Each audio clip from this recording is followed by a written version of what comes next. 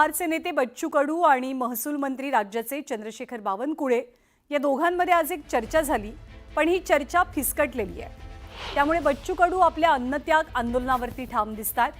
चंद्रशेखर बावनकुळेंनी राज्याचे मुख्यमंत्री देवेंद्र फडणवीसांना फोनवरनं कनेक्ट केलं होतं आणि ही चर्चा झालेली।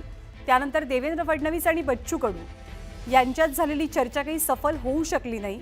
कर्जमाफी संदर्भात सरकार समिती स्थापन करेल अशी सरकारची भूमिका आहे, तर लेखी आश्वासन दिल्याशिवाय आपण माघारी हटणार नाही अशी ठाम भूमिका बच्चू कडूंची आहे। गेल्या 6 दिवसांपासून बच्चू कडू अन्नत्याग आंदोलन करतात। माननीय मुख्यमंत्री साहेब यांच्यासोबत बोलणं झालं आणि आता बावनकुळे साहेबांसोबत पण चर्चा झाली। हा निर्णय तुमच्यासमोर ठेवतो। एक तर दिव्यांगाचं जे पेन्शन आहे 6,000 आपण मागणी केली आहे, त्या संदर्भात येत्या पुरवणी मागण्यामध्ये ते पेन्शन वाढवल्या जाईल, त्याची तरतूद केल्या जाईल, हे कबूल केलं दिव्यांगाच्या बाबतीत।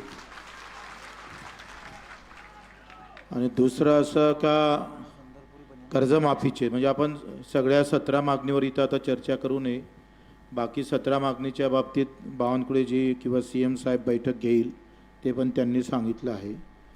कर्जमाफीच्या बाबतीत त्यांनी 2 दिवसात समिती तयार करून किती कर्ज कोणावर आहे, ते श्रीमंताचं कोणावर टॅक्स इन्कम टॅक्स भरणारे किती आहे, काय आहे, सगळं हे समिती करून सगळी माहिती गोळा केल्या जाईल आणि त्या समितीचा अहवाल आल्यानंतर मग कर्जमाफी केल्या जाईल।